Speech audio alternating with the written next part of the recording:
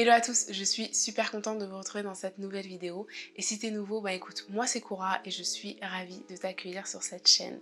D'ailleurs, j'en profite pour remercier et souhaiter la bienvenue à tous ceux qui se sont abonnés depuis la dernière vidéo, puisque aujourd'hui je pense que ouais, on est 1602 à l'heure où je tourne cette vidéo et je tenais sincèrement à vous remercier parce que franchement ça fait chaud au cœur et je me dis que waouh, ça en fait des gens qui ont des projets et ça fait du bien. Enfin bref, toujours est-il qu'aujourd'hui, si vous avez cliqué sur cette vidéo, c'est pour en savoir plus sur les 5 choses à faire avant de partir vivre à l'étranger. Puisque voilà, je sais que je suis pas à mon coup d'essai de partir vivre à l'étranger. J'ai décidé de partager avec vous certaines des choses que j'ai faites, que j'aurais aimé faire ou aimé mieux faire. Et que malheureusement, par manque de temps ou juste par manque d'informations ou autre, je n'ai pas pu les faire. Et je me suis dit que justement, si mes erreurs pouvaient servir à d'autres, ça serait cool. Donc concrètement, cette vidéo, elle s'adresse à toutes les personnes qui ont un projet de voyage sur du long terme, hein, que ce soit pour des études, pour un long voyage ou pour une expatriation ou une installation, et ce, quel que soit le pays. Parce qu'en y réfléchissant bien, je pense vraiment que ça s'applique à n'importe quelle destination. Et donc si jamais à l'issue de cette vidéo ou même pendant la vidéo, vous pensez à d'autres choses qui vous ont manqué ou que vous avez faites, n'hésitez pas justement à contribuer en commentaire. Comme ça, moi j'irai vous lire, les autres iront vous lire et je pense que ça nous aidera à mieux préparer notre projet de voyage parce que on n'est jamais assez préparé et la préparation c'est la clé, croyez-moi. Enfin bref, si ça vous intéresse, c'est parti, je vous dis tout.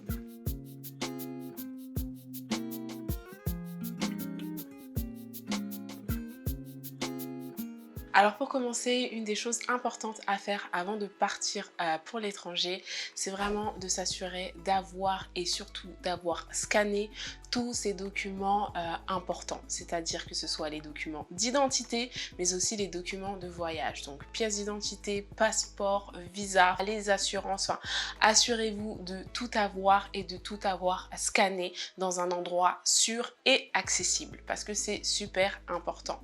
Moi jusque-là, tout ça, je l'avais fait. J'avais même cru avoir anticipé en prenant des photos d'identité pour pouvoir justement être prête en cas de démarche administrative sur place. Mais la preuve en est, même avec de la préparation, l'imprévu existe. Je pense que je ne l'apprendrai à personne. Mais tout ça pour vous dire que voilà, il y a quelques mois, et si d'ailleurs vous me suivez sur Instagram, vous avez suivi cette péripétie, j'ai perdu mon passeport avec mon visa à l'intérieur. Oui, bon, ça fera l'objet d'une autre vidéo d'ailleurs. Mais tout ça pour vous dire que j'en ai retenu 2 leçons. À savoir que déjà, quand vous scannez vos documents, vérifiez chaque scan. Parce que malheureusement pour moi, je pensais avoir scanné proprement mon visa. Et c'était pas le cas. Mais bon, vu que j'ai un petit peu la manie de toujours tout prendre en photo, j'avais quand même une photo de mon visa. Donc voilà, si vous n'avez pas de scanner ou quoi aux caisses, prenez votre téléphone, faites quelque chose mais ayez toujours une trace. Parce que ben, c'est le cas pour le PVT. Concrètement, vous n'allez pas réimprimer ça depuis votre espace. Pas du tout, on vous donne votre visa une fois et après pour le récupérer, c'est le parcours du combattant. Donc vraiment, si j'ai un conseil à vous donner, c'est vraiment d'être super méticuleux quand vous allez rassembler vos documents, quand vous allez les scanner, quand vous allez les archiver pour que justement vous n'ayez pas de problème le jour où vous aurez besoin de vos documents. Et deuxième chose dont je me suis rendu compte, mais ça en fait je l'ignorais jusqu'à être confrontée à cette situation, c'était le fait que c'est bien d'avoir des photos d'identité de prête avec nous, mais quand on refait un document d'identité, à savoir passeport ou carte d'identité, la photo que vous allez donner ne peut pas être la même que la photo de votre précédente pièce qui a été perdue ou doit être une photo assez récente. Et moi en l'occurrence, j'avais le reste des photos d'identité que j'avais utilisées pour mon précédent passeport. Donc comment vous dire, j'ai dû refaire des photos ici. Et dépendamment du pays dans lequel vous vous trouverez, les prix peuvent faire mal. Donc si je peux vous conseiller quelque chose, c'est de faire des photos d'identité récentes avant de partir. Et après de les renouveler assez régulièrement si vous en avez l'occasion. En tout cas, c'est toujours bon à savoir, même si je ne vous souhaite en aucun cas de passer par là. Alors deuxième chose que je voulais partager avec vous et que je vous conseille vraiment de faire avant de partir, moi je sais que je l'ai fait et que ça m'a bien aidé, que ce soit quand j'étais en Angleterre ou même maintenant au Canada, ça va être de mettre en place des procurations. Donc il y a plusieurs types de procurations, mais là quand je pense au voyage, à partir à l'étranger, il y a deux situations qui me viennent en tête et ça inclut vraiment d'avoir des personnes de confiance, et j'insiste bien sur le mot confiance, parce que voilà, pour toutes celles et ceux qui l'ignorent, une procuration, c'est donner l'autorisation à un tiers d'agir en notre nom. Donc concrètement, donner l'autorisation à quelqu'un pour faire quelque chose à notre place, s'il n'y a pas de confiance, ça va être compliqué et surtout ça va être très risqué. Et la première situation dans laquelle une procuration pourra nous être d'une grande utilité, c'est dans tout ce qui va être aspect bancaire. Et là, je pense que d'un coup, la notion de confiance prend tout son sens, parce que oui, ça peut faire peur de donner l'autorisation à quelqu'un de pouvoir faire ce qu'il veut dans nos comptes et ce en notre nom. Mais c'est vrai que ça a quand même un gros avantage dans le sens où quand on est à l'étranger, dépendamment du pays dans lequel on va se trouver, c'est vrai qu'il y a certaines démarches qui vont être compliquées de pouvoir effectuer depuis l'étranger, que ce soit à cause du décalage horaire ou toute autre raison, ou des fois il peut y avoir des problèmes sur nos comptes, et c'est toujours bien d'avoir quelqu'un sur place à qui on peut donner des directives pour justement agir en notre nom. Petit point que j'avais oublié de mentionner, avoir une procuration bancaire, ça peut aussi vous aider si votre carte arrive à expiration et que votre nouvelle carte bancaire est mise à disposition à la banque. Donc que ce soit pour la récupérer, pour l'activer et après pour vous la faire parvenir. Je ne dis pas qu'il faut la faire parvenir par voie postale, hein. Non, mais en tout cas, si jamais quelqu'un vient vous voir, ça sera l'occasion pour la personne qui a la procuration de vous faire parvenir votre carte bancaire. Moi, je sais que ça m'a aidé plusieurs fois, que ce soit pour signer des documents ou quoi, ou caisse. On a toujours l'option de faire des signatures électroniques. Mais voilà, je pense qu'on a tous entendu une fois une histoire à propos de quelqu'un qui était à l'étranger et qui a eu des problèmes avec ses comptes bancaires. Et moi, je sais que pour ma tranquillité d'esprit, je préfère ne rien signer à travers des mails, parce que voilà, hein, les fraudes et tout ça. Moi, en tout cas, ça me rassure d'avoir quelqu'un sur place qui peut justement gérer les choses pour moi. Je sais que tout le monde n'a pas la chance de pouvoir avoir quelqu'un qui peut agir en son nom. En tout cas, si vous avez l'occasion de pouvoir le faire, faites-le, anticipez, prenez rendez-vous avec votre banquier pour établir là où les procurations dont vous avez besoin. Mais c'est quelque chose qu'une fois que vous aurez quitté le pays, ça sera compliqué de mettre en place. Je pense pas que ça soit quelque chose qu'on puisse mettre en place depuis l'étranger. Donc voilà typiquement l'exemple de choses que vous pouvez faire avant de partir. Après, il y a une autre situation dans laquelle la procuration est aussi vivement conseillée, c'est tout ce qui est procuration de vote. Bon, sur ce plan-là, je suis un petit peu une mauvaise élève parce que voilà, je savais que j'avais aussi l'opportunité de pouvoir après aller m'inscrire sur les listes électorales via le consulat. Donc c'est vrai que j'ai pas mis cette procuration en place avant de partir de la France, d'autant plus que c'est des procurations qu'il faut renouveler.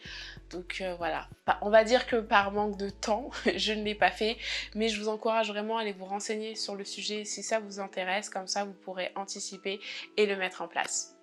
Troisième chose que je vous conseille de faire avant de partir, parce que concrètement je pense que ça pourra vous faire économiser de l'argent et vous faciliter la vie, c'est de faire la liste exhaustive de tous les abonnements auxquels vous avez souscrit et de voir lesquels ne vous serviront pas pendant votre voyage. Si vous partez moins d'un an, essayez de voir si vous pouvez pas justement comment on appelle ça, friser. Je sais pas si en français on dit friser. Geler. Si vous ne pouvez pas geler vos abonnements pendant la durée de votre voyage, ou si vous ne pouvez pas, juste de les résilier. Mais c'est important de le faire en amont. Moi perso, cette liste, je l'ai toujours parce que Madame Budget, j'ai besoin de savoir tout le temps où sont mes postes de dépenses.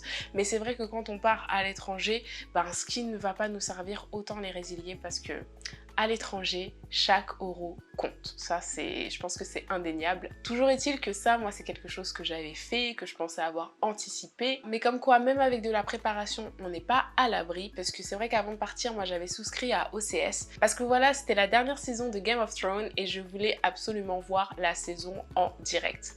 Sauf qu'une chose que j'ignorais et que j'ai appris à mes dépens, c'est qu'une fois que j'ai mis les pieds au Canada, je n'avais plus du tout accès à mon compte OCS. Donc donc que ce soit pour regarder ou que ce soit pour accéder à mon compte et résilier. Et croyez-moi, j'ai essayé tout ce qui était VPN et autres, mais bon, faut croire que chez OCS, ils sont super forts pour vous localiser.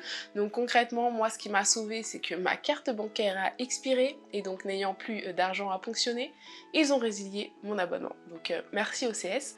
Mais bon, tout ça pour vous dire que la seule solution que j'avais finalement trouvée, ça rejoint un petit peu le point précédent, à savoir la procuration, c'était de donner mes identifiants en fait à quelqu'un pour que cette personne résilie à ma place, parce que concrètement j'étais un peu bloquée. C'est vrai que vu comme ça, ce sont des petits abonnements, mais mis bout à bout, franchement c'est de l'argent qui sort tous les mois, tous les ans, que concrètement on n'utilise pas et qui pourrait nous servir ici dans d'autres postes de dépenses pour payer le transport, enfin bref. Je pense que vous voyez où je veux en venir. Donc que ce soit pour la gestion de votre budget ou ne pas avoir ce genre de problème à gérer à l'étranger, je vous conseille de prendre voilà, quelques heures, de vous poser, de regarder vos relevés bancaires et de mettre en place toutes les résiliations ou les suspensions d'abonnement dont vous n'aurez pas besoin pendant votre voyage. Quatrième point que je voulais partager avec vous, c'est vraiment la chose que j'aurais aimé faire avant de partir, mais voilà, je l'avais pas du tout en tête et quand je l'ai eu en tête, ben, c'était trop tard parce que je n'étais plus éligible. Ça va vraiment s'adresser à toutes les personnes qui préparent un projet de long voyage, qui sont toujours salariés ou qui ont réussi à avoir une rupture conventionnelle, c'est d'utiliser vos heures de formation. Voilà, moi vous le savez, hein, je vous parle tout le temps de projets, de réaliser ses rêves, ses projets, d'améliorer ses compétences. Et souvent quand on part à l'étranger, c'est vrai qu'on a un projet qui est plus grand derrière et pour lequel toute compétence supplémentaire est bonne à prendre. Donc que ce soit de partir vivre dans un pays pour apprendre la langue ou pour développer un projet entrepreneurial ou quoi, ou qu'est-ce, ben, vous pouvez utiliser vos heures de formation pour prendre des cours d'anglais, je pense que vous voyez où je veux en venir. Et c'est vrai que en France, on a la chance d'avoir ce qu'on appelle un compte d'heures de formation que beaucoup n'utilisent pas. Et après, une fois que c'est perdu, c'est perdu et je vous parle en connaissance de cause. Mais en tout cas, c'est quelque chose que je vous invite vivement à considérer parce que vous pouvez avoir des formations certifiantes, que ce soit en présentiel ou en ligne et que vous pouvez faire justement en attendant de partir. Donc si vous en avez l'occasion, allez vous renseigner et franchement, foncez. Pensez également aux gens comme moi qui n'ont pas eu l'occasion de les utiliser et voilà, encore une fois, si mes erreurs ou mes oublis peuvent vous servir, au moins je les aurais pas faites pour rien. Après, j'ai aussi conscience que c'est un point qui s'adresse seulement aux gens qui ont déjà eu une activité salariale parce que notre compteur d'heures de formation, il est alimenté pendant notre carrière professionnelle. Donc si vous êtes étudiant, si vous n'avez jamais travaillé, malheureusement, vous n'y aurez pas accès. Mais si vous êtes éligible, si vous êtes inscrit à Pôle emploi, vous pouvez y accéder. Donc voilà. Enfin, pour finir, dernier point que j'avais envie de partager avec vous dans cette vidéo aujourd'hui, c'est le point qui me tient le plus à cœur et si vraiment j'ai un conseil à vous donner, c'est vraiment celui-ci.